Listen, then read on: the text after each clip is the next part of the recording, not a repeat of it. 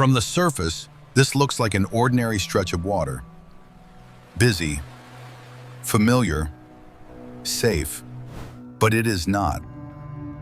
Beneath it lies a civilian ship that was never part of a battle, never a military target, never meant to be anywhere near a war.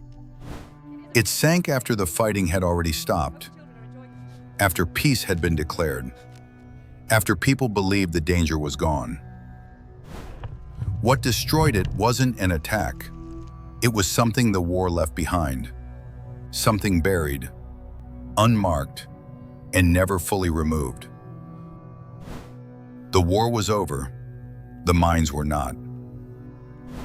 So how many other places like this still exist, where peace returned on paper, but the weapons never did? By the time this ship left the dock, the war was already over. The guns had fallen silent. The minefields were supposed to be cleared, and for civilians, the idea of danger had begun to fade. The vessel was called SS Kiangya. It was not a warship. It carried no weapons. It followed a domestic route, short, routine, familiar to thousands who had used it before. On board were civilians, families moving after years of displacement, people returning to work, to relatives, to something resembling normal life. They boarded without helmets, without drills, without fear of enemy fire, because this was no longer wartime. The crossing was meant to be brief. The waters close to shore, the destination already within expectation, if not sight. There was no alert, no warning, no reason to believe that anything beneath the hull still belonged to the war.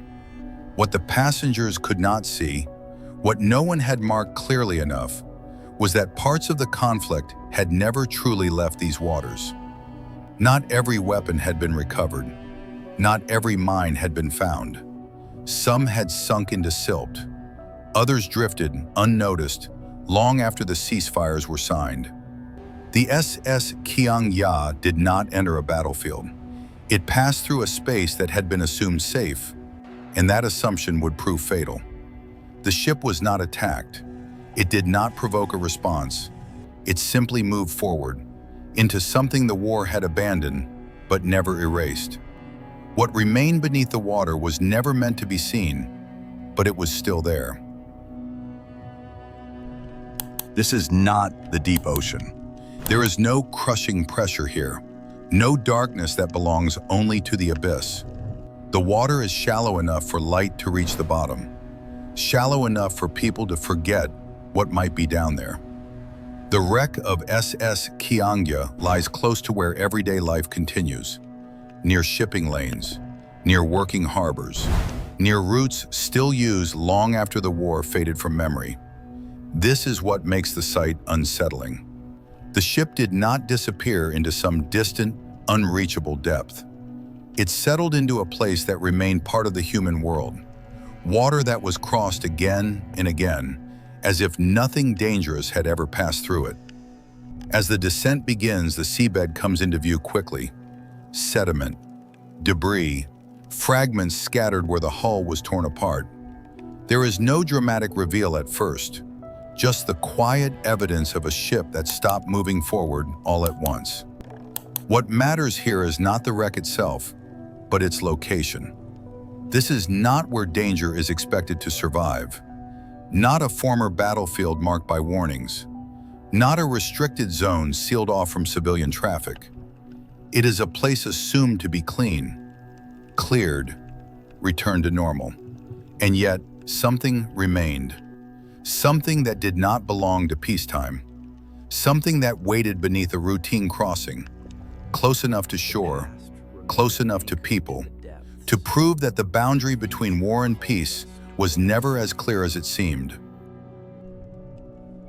The wreck itself does not explain what happened. There are no signs of gunfire, no evidence of a chase, no pattern that suggests an attack. What remains instead is damage that points outward, metal torn apart from below, as if the ship had struck something that was never meant to be there. The cause was not a mechanical failure. It was not sabotage. It was a naval mine, laid during the war, left behind when the fighting moved on, never fully cleared from these waters. After the ceasefires, efforts were made to remove what could be found. But not every weapon revealed itself. Some mines sank into silt. Others drifted from their original positions, carried slowly by currents. Years passed. Traffic returned. Routes reopened. The mine that destroyed the SS Kiangya did not belong to the moment it was triggered. It belonged to a war that had already been declared over. All it needed was contact, a routine crossing, a civilian hull, a brief impact. There was no warning, no time to react. The explosion came from beneath, violent, immediate, and final. In the aftermath, fragments of everyday life surfaced among the debris. A paper ticket creased and waterlogged. A handbag torn open, its contents scattered. Personal items meant for a short journey, not relics of a battlefield.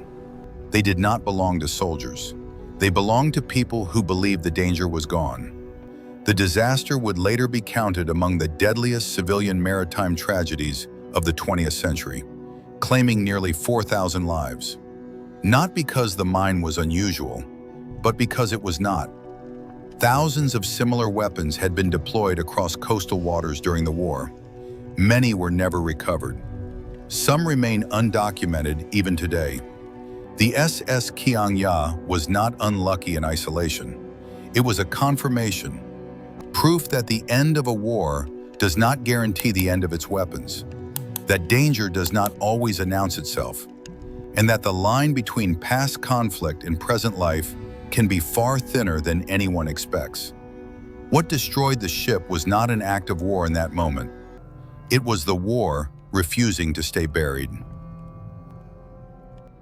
The war that placed the mine beneath these waters ended decades ago. Treaties were signed, borders were redrawn, and life slowly returned to normal. But the sea does not recognize paperwork. What sank the SS Kiangya was not a decision made in that year. It was a consequence left behind, quiet, unmarked, and waiting. For those aboard, the crossing was ordinary. They were not entering a battlefield. They were moving forward, believing the past was finished. That belief cost nearly 4,000 lives. And the truth it revealed is harder to contain. Because the danger was never limited to one ship, or one mine, or one stretch of water. And it was never limited to the past. Some shipwrecks are dangerous because of what they still carry. Others are dangerous because of what the war abandoned. Weapons that were never meant to survive the peace. The war may end on paper, but beneath the surface, it does not always stay there. And neither do its weapons. If one civilian ship could be destroyed after the war was over, the question is not what happened here, but how many places like this still exist.